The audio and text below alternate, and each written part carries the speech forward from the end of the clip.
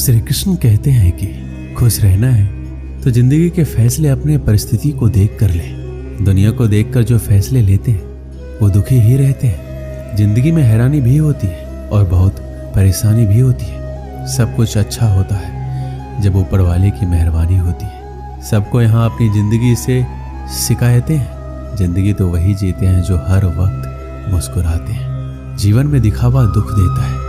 सुख चाहिए तो हर काम को दिल लगा कर करें। दौलत और खुशी का कोई रिश्ता नहीं होता है। ये बात जो समझ जाता है वो जीवन भर खुश रहता है। जब ख्वाबों के रास्ते जरूरतों की ओर मुड़ जाते हैं तब असल जिंदगी के मायने समझ में आते हैं। बातें अच्छी हर कोई कर लेता है परंतु अपने जीवन में अच्छे कार्य बहुत कम लोग करते हैं। जिंदगी का सबसे बेहतरीन हिस्सा वो होता है जिसे निस्वार्थ जिया गया हो।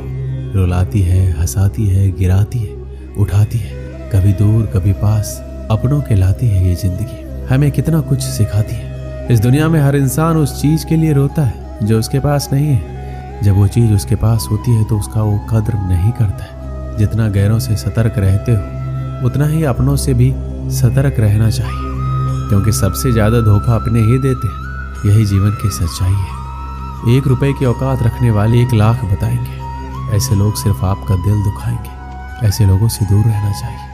जिंदगी में कोई तब तक ही ईमानदार रहता है जब तक उसे बेईमानी का मौका नहीं मिलता है। अगर आप काबिल हैं तो आपके हिस्से में मुश्किलें जरूर आएंगी। ये मुश्किलें ही आपका ताकत बढ़ाएगी। बेवजह और बेसमय जो सोते हैं वो जिंदगी भर रोते हैं। उम्र भर बोझ उठाया कील ने और लोग तारीफ सिर्फ तस्वीर की करते हैं। ऐसा जिंदगी में भी होता है। अगर जिंदगी में सुकून चाहते हो तो फोकस काम पर करो, लोगों की बातों पर नहीं। जिन्हें खुद पर भरोसा नहीं होता है वो अक्सर भाग्य और दूसरों को दोष देते हैं। जिन्हें खुद पर भरोसा होता है वो सिर्फ कोशिश करते हैं। आज के दौर में छोटी सोच वालों की संख्या ज्यादा ही बढ़ रही है, जो दूसरों को सिर्फ नीचा ही दिखाने का प्रयास करते हैं। जीवन में जो गुरूर को दूर रखते हैं वही तरक्की के लिए तैयार होते हैं। जीवन में तभी कुछ पाओगे जब मुसीबत से नहीं घबराओगे। अपनी जिंदगी में ये हमेशा याद रखना कि आप कितनी भी अच्छी हो, अगर बुरे लोग हैं तो आप गलत ही सीखेंगे। अगर आप कितने भी बुरे हैं और अच्छे लोगों का साथ है तो कुछ अच्छा ही सीखेंगे। जिंदगी का एक वसूल बना लो, किसी का दिल नहीं दुखाएंगे। सच कहता हूँ खुशियाँ तुम्हारी कदम चूमेगी। जिंदगी में जो जैसा मिले उसे वैसा ही अपना लो। रिश्ते निभाने आसान हो जाएंगे। कारण चाहे जो हो, यदि आप अपने जीवन में उदास हैं तो आप कभी भी अपने उद्देश्य या लक्ष्य को प्राप्त नहीं कर सकते। जो व्यक्ति दूसरों की निंदा करने लगता है या उसमें दोष निकालने लगता है वो अपने जीवन की कमियों और दोषों पर कभी ध्यान नहीं दे पाता है और उसके यही दोष उसकी असफलता का कारण बन जाते हैं। चिंता चिता के समान होती है जो जिंदा इंसान को जलाकर राख कर देती है। जीवन के उद्देश्य को पाने के लिए चिंतन करें, ना कि चिंता। दिखावा वही करते हैं जो अज्ञानी और अहंकारी होते हैं। यदि आपके अंदर अज्ञान और अहंकार है तो आप जीवन में कभी भी सफल नहीं हो सकते। तनाव में रहने से व्यक्ति अस्वस्थ हो जाता है और वह किसी कार्य को अच्छी तरह से नहीं कर पाता। जो लोग जीवन के उद्देश्य को जानते हैं वो लोग दूसरों को बताते नहीं हैं, और जो नहीं जानते वो दूसरों को बताते हैं। आपके जीवन का उद्देश्य क्या है? इस प्रश्न का उत्तर केवल आप स्वयं दे सकते हैं। और जिस दिन से आप इस प्रश्न का उत्तर ढूंढना शुरू कर दिया, समझ लीजिए आपने जीवन शुरू कर दिया। यदि आपने रामायण पढ़ा होगा तो आपको ज्ञात होगा कि भगवान राम एक राजा के पुत्र थे और उन्हें ईश्वर का अवतार माना जाता है। इसके बावजूद उनके जीवन में सुख और दुख दोनों था। यदि प्रभु श्री राम के जीवन में दुख ना होता तो मर्यादा पुरुषोत्तम श्री राम ना कहलाते। एक बात हमेशा याद रखें, इस पृथ्वी पर जो भी व्यक्ति आया है हर एक का जीवन सुख और दुख से भरा पड़ा है। श्री कृष्ण कहते हैं जो बीत गया उसे आप नहीं बदल सकते और जो आने वाला है उसे आप जानते नहीं। इसलिए भूतकाल और भविष्य काल की चिंता छोड़ दें। आप आज जो कर्म करेंगे उसी का परिणाम आपको भविष्य में मिलेगा। आज में जीना सीखो और अपने समय का अधिकतम समय लक्ष्य के प्रति समर्पित करो। दूसरों में कमियां ढूंढना हमारी सबसे बुरी आदत है। इस आदत को छोड़ दें और खुद में कमियां ढूंढें और उनमें सुधार करें। खुद में किया गया सुधार आपके जीवन को पूरी तरह बदल देगा।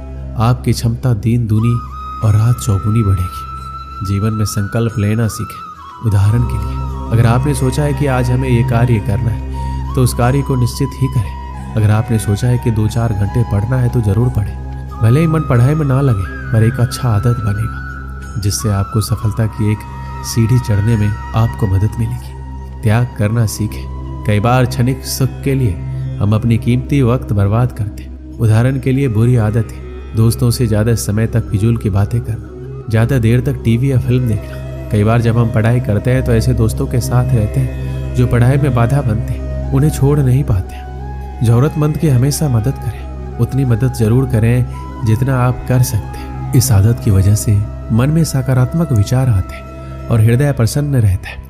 इससे जीवन में आनंद और खुशी भर जाते हैं। खुश होकर जो भी कार्य करेंगे वो बेहतरीन होगा। जब आप फेल होते हैं तो आपका पूरा एक साल बर्बाद हो जाता है, और जब आप अपने जीवन में असफल होते हैं तो आपका पूरा जीवन बर्बाद हो जाता है। इसलिए समय का सही सदुपयोग करें। श्री कृष्ण कहते हैं अपने कार्य को ईमानदारी पूर्वक करें, खुद से झूठ ना बोलें। जो आप नहीं कर सकते उसे छोड़ दें, जो कर सकते हैं उसे बेहतरीन तरीके से करें। यही बात आपको सफल बनाएगी। समाज परिवार के डर से निर्णय ना लें। जब सफल होंगे तो सब आपकी तारीफ करेंगे। समस्या का समाधान ढूंढे, बहाना नहीं, क्योंकि असफल लोग ही सबसे अधिक बहाना ढूंढते और सफल लोग समाधान ढूंढते। अगर इस दुनिया में कोई भी काम जो आप दिल से करना चाहते हो तो उस काम को इस दुनिया में एक भी ऐसा इंसान है जो कर रहा है, तो आप भी खेल खेल में उस काम को कर सकते हो। गिरते रहो, भटकते रहो, सीखते रहो, लेकिन कभी हार मत मानो। जब लोग आपकी नकल करने लगे तो समझ लेना जिंदगी में सफल हो रहे हैं। कमाओ, कमाते रहो और तब तक कमाओ जब तक महंगी चीज सस्ती ना लगने लगे। एक कक्षा में अध्यापक छात्रों को पढ़ा रहे थे। तभी कक्षा के दो छात्र आपस में झगड़ने लगे। उनका झगड़ा देखकर अध्यापक ने पूछा, क्या बात है, तुम दोनों ऐसे झगड़े क्यों कर रहे हो? एक छात्र बोला, सर ये मेरी बात नहीं सुन रहा है, बस अपनी बात पर अड़ा हुआ है। दूसरा छात्र बोला, सर मैं इसकी बात क्यों सुनूं, ये जो कह रहा है वो गलत है, ऐसे में इसकी बात सुनकर क्या फायदा।